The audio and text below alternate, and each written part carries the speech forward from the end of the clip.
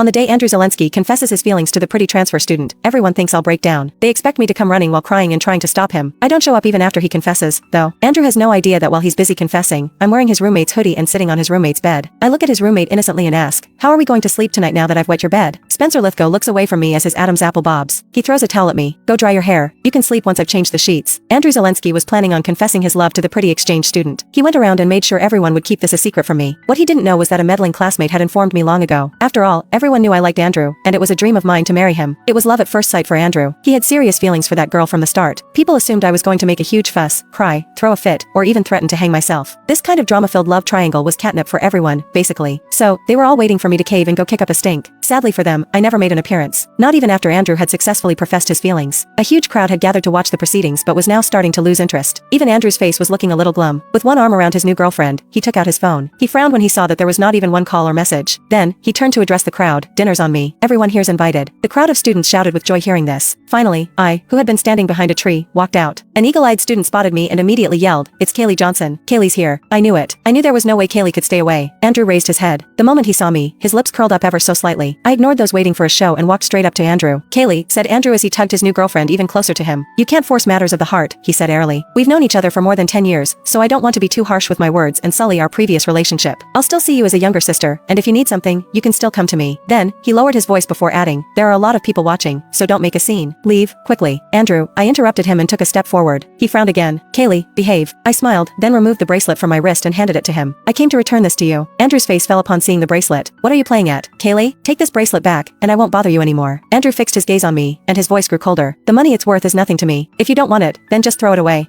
The moment he finished his sentence, I turned around and threw the bracelet into a nearby trash can. "You can throw away the things I gifted you previously too." With that, I walked away without sparing him any more glances. Andrew stayed glued to the spot, even after my shadow had disappeared from sight. His expression was still cloudy. A friend, who wanted to appease him, sighed. "Kaylee's just protecting her pride. She's just doggedly holding it in. Just watch, Andrew. She'll regret it before the night even falls. She might even come back to dig through the trash can before we've even left," another said. Andrew chuckled. "She can go ahead and act up however much she wants. If it weren't for the reputation of the two families, who would even bother with her?" All right, don't be mad. You need to be celebrating tonight. Don't let her ruin your fun." Andrew turned his gaze toward his gorgeous new girlfriend and promptly discarded the thought of the annoying Kaylee from his mind. After all, by tomorrow, he thought I would be acting as if nothing had happened again. He thought I'd be waiting for him at his dorm and pestering him to go to class together like usual. He had already seen similar antics from me in all these years. The rain was pouring down while I was walking along the riverside. I stood under my umbrella in the rain, thinking about the dreams I had a few days ago. In these dreams, I had caused a huge scene when Andrew confessed his love to Sienna Langdon. I even jumped into this river that very night in order to force him to break up with her. In the end, I nearly lost my life. Andrew only stayed with me for 5 minutes at the hospital before leaving resolutely. The Johnsons, my adoptive family, found my attempt to end my life